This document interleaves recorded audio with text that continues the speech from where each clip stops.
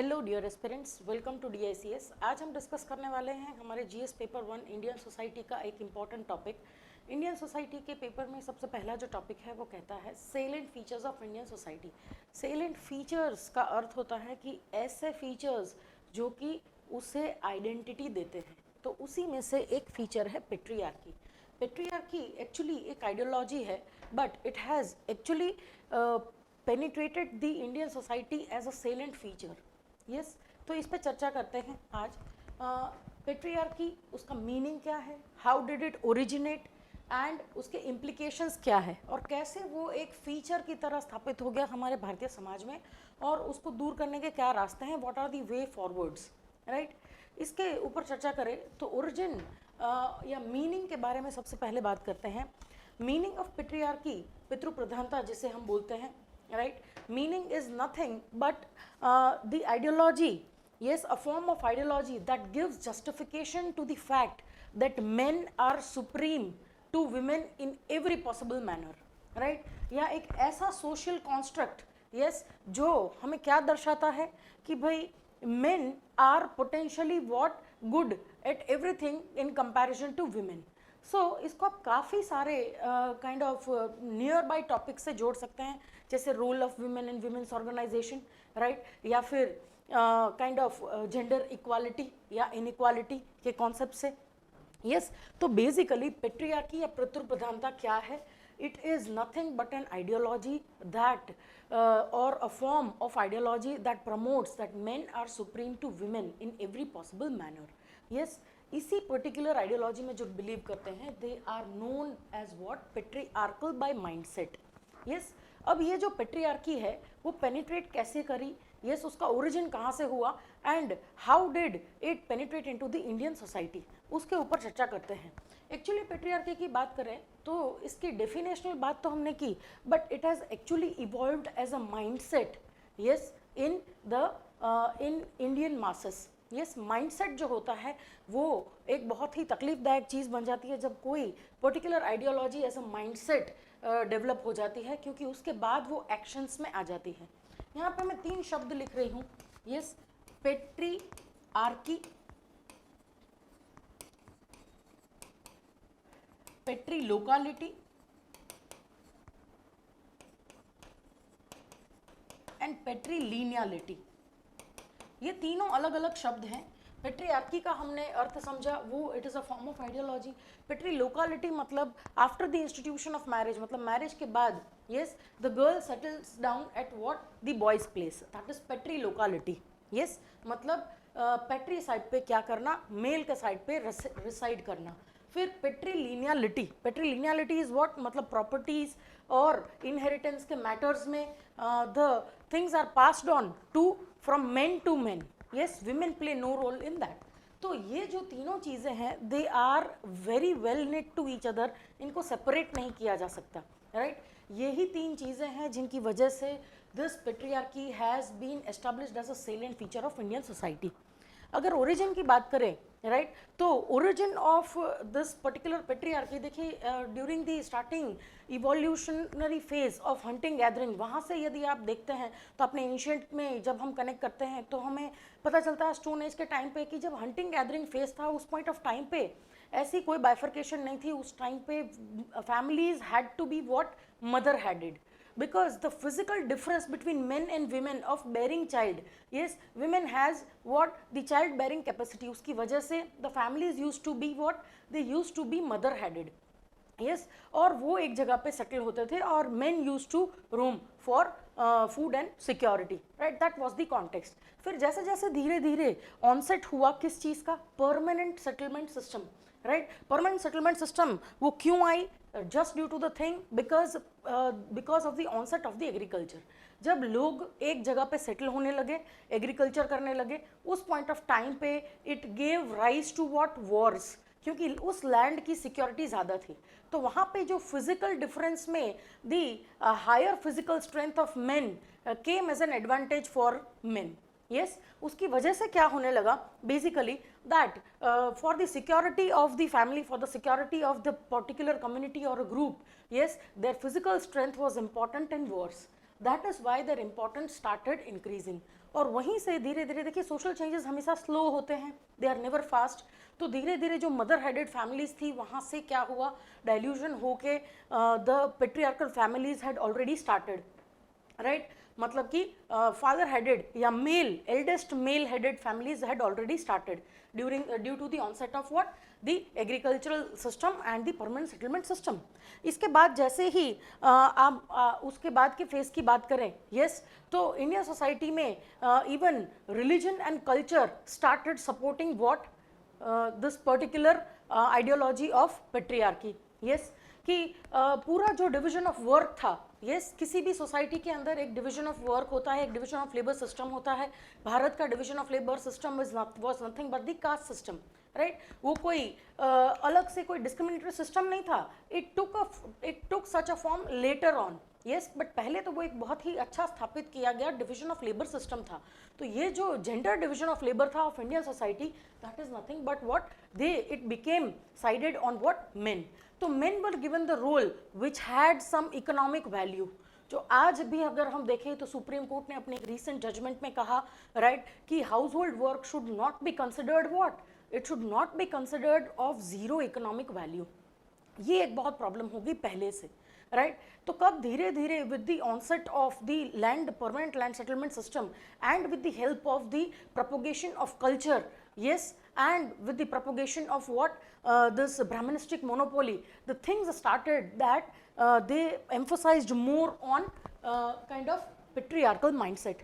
फिर इसके यदि आप implications की बात करें, yes, तो implications इसके कैसे हैं, what are the kind of implications? यहाँ देखिए, यहाँ पे मैंने ये 4 शब्द लिखे हैं, yes, latent and implicit।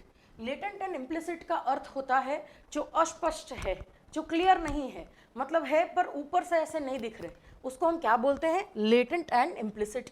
उसी तरीके से यदि आप देखें तो एक्चुअली इम्प्लीकेशंस कैसे होने चाहिए, मैनिफेस्ट एंड एक्सप्लिसिट होने चाहिए, but they are not so.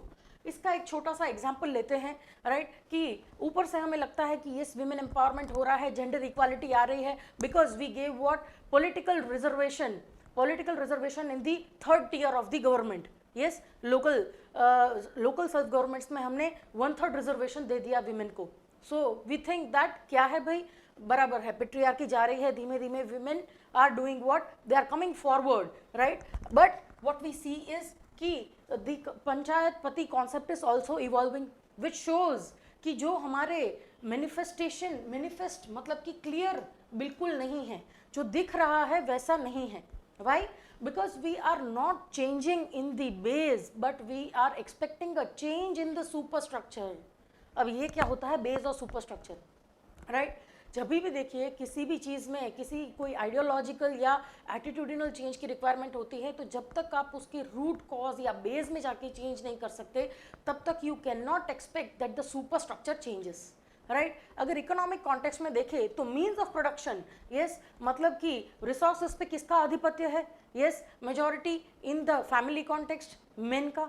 If that is the same, yes, what would be seen, there would be subordination in the superstructure. आप उसको नहीं रोक पाएंगे, right. Why? Just due to this thing, yes. देखिए humanities के जो subjects होते हैं, they are very very kind of perspectival in nature, तो वो लोगों के परिप्रेक्ष्य के हिसाब से बदलते हैं। This is no personal, there is no personal agenda behind this particular topic, yes. पर इस टॉपिक को आपको बहुत फैक्चुअल और एम्पेरिकल मैनर में लेना है, जिससे क्या होगा कि you would be able to kind of जज the UPSC's perspective on this particular topic, right. इसके आगे यदि हम जाएं कि ये इम्प्लीकेशंस ऐसे होने के कारण क्या क्या है, तो भाई सबसे बड़ा कारण जो है वो है रोल शेयरिंग का, राइट। कॉन्जुगल रोल हम किसको बोलते हैं, कॉन्जुगल रोल मतलब कि जो हमारी वैवाहिक भूमिका है, वैवाहिक भूमिका के अंदर इट इज ऑलवेज डिवाइडेड कि हाउस होल्ड वर्क और house care and child care and elderly care is the part of the women, whereas earning and managing the outside is always belongs to what, men. तो ये जो role sharing है हमने इस तरीके से discuss किया, right, but kind of describe किया। पर जैसे ही हम आगे बढ़ते गए, we started changing in these things, but role sharing from men's side never changed. Women started entering into their arena, yes, they started sharing their role, they are becoming the bread earners of the family, yes, but they have no support in this particular thing. This is what is disturbing, और जो इस implications को और भी क्या बनाता है, तीव्र बनाता है. इसी कॉन्टेक्स्ट में इनहेरिटेंस रूल देखेंगे आप सारे, राइट. तो इनहेरिटेंस रूल हमारा जो अलग अलग रिलीजन के अलग अलग इनहेरिटेंस रूल है, यस. वैसे तो जो हिंदू सक्सेशन एक्ट या कोई भी धर्म का जो सक्सेशन एक्ट है वो क्या कहता है कि it should be equally divided, but women are expected, yes, sisters are expected to give away their shares, yes. If they take the share which is given to them from the family, yes, तो वो उनके लिए अच्छा नहीं माना जाता. तो that is what, nothing but directly you are saying that there is equality, but in practice that is not seen again, yes. तो inheritance के context में ये है, क्योंकि inheritance और death practices, death rights जितने भी हैं, yes, तो वो सारे पे किसका आधिपत्य है, men का. इस वजह से क्या है, there are concepts like son meta preference. Son meta preference क्या होता है भाई, ये हमारे एक इकोनॉमिक सर्वे में यूज किया गया था. सन मेटा प्रेफरेंस का अर्थ होता है कि जब तक you do not have a son you keep on producing kids, right. Yes और नो. इसका अर्थ है कि आपके लिए एक मतलब फैमिली के सिस्टम के अंदर एक इनहेरिटेंस फैक्टर के कॉन्टेक्स्ट में सन होना बहुत ज़रूरी है. That is nothing but son meta preference, yes. So this kind of shows that how did you look into what inheritance rights. धीरे धीरे देखिए चीज़ें बदल रही हैं, social changes are slow but हो रहे हैं, right. No doubt in that at all. अब उसी कॉन्टेक्स्ट से देखिए रिलीजन ने किस तरीके से पेट्रियार्की को सपोर्ट किया. रिलीजन एक पॉइंट ऑफ टाइम पे, यस, इट वाज पंपिंग दी शक्ति आइडियोलॉजी इन विमेन, और जहाँ पे दूसरी तरफ क्या है, सारे इम्प्योरिटी एंड प्योरिटी के इश्यूज आ रहे थे. तो two types of stand, contradictory stands at a time, yes. तो this was what, this was giving more and more propagation to what, to this particular son meta preference and inheritance rights. इसी तरीके से यदि हम आगे देखें तो women पहले से they are considered as the honour of the family, yes, and they are treated as ornaments. जब ऑर्नामेंट्स की तरह ट्रीट किए जाते हैं उसमें क्या कॉन्टेक्स्ट होता है, यस, कि their own self confidence is lost. Why? Because ornaments को प्रिजर्व करना पड़ता है, यस. तो for their security steps are taken. So that is good at one point of time, yes. But the other angle, if you see of this particular aspect, yes, they are made to focus particularly on their beauty, yes, in preserving their beauty. A complete $100 billion industry of cosmetic and shopping is flourishing just due to this particular mindset, yes or no, right? So this is what, nothing but the latent and implicit implications of patriarchy that are seen in our day-to-day life, right. इसके बाद यदि हम चर्चा करें कि भाई इसके इस पर्टिकुलर पेट्रियार्की के परसिस्टेंस क्यों हो रहा है, क्यों ये जा नहीं रहा, what are the reasons why it is persisting. सबसे बड़े दो जो रीजंस हैं वो हमने डिस्कस किए, कल्चर एंड रिलीजन, यस. और तीसरा है हमारा वे ऑफ लाइफ. जब तक हम हमारे जीवन शैली में ये चीज़ों को लाएंगे नहीं तब तक ये ऐसे ही रहेगा. और वो कैसे ला सकते हैं, तो इसके तरीके यहाँ पे है वे फॉरवर्ड में. यदि क्या हो कि ये पेट्रियार्कल माइंडसेट लोगों के माइंड से चला जाए. See one very important point that not only men but women are also patriarchal in nature.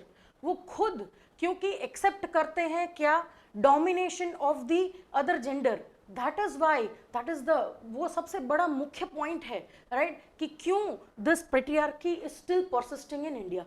Women themselves need to be you need to get rid of this particular patriarchal mindset, right? चलिए इसके बाद देखते हैं way forward. Base जो यहाँ पे मैंने दो चीज़ें प्लॉट की हैं कि कुछ चेंजेस आप ला सकते हैं बेस में और कुछ आप ला सकते हैं सुपर स्ट्रक्चर में. हमेशा देखिए जब तक आप बेस में चेंज नहीं लाएंगे तब तक सुपर स्ट्रक्चर में आपको कोई इफेक्ट नहीं दिखेगा, राइट. बेजल चेंजेस कौन से हो सकते हैं इसका to do away with patriarchy. सबसे पहला है attitudinal change, right. Attitudinal change जब तक माइंडसेट में से नहीं जाएगी ये चीज़ तब तक कुछ नहीं हो सकता, राइट. तो माइंडसेट में कब जाएगी, जब ये चीज़ें होंगी. Modern democratic values of equality is to be understood and implemented in spirit, not only in letter. मतलब कि कॉन्स्टिट्यूशन में आपने दे दिया कि भाई आर्टिकल 14 टू 18 के बीच में लिखा है no gender bias, but what about implementation, what about the spirit? ऐसा तो नहीं हो रहा, right? This shows that base में चेंज अनिवार्य है.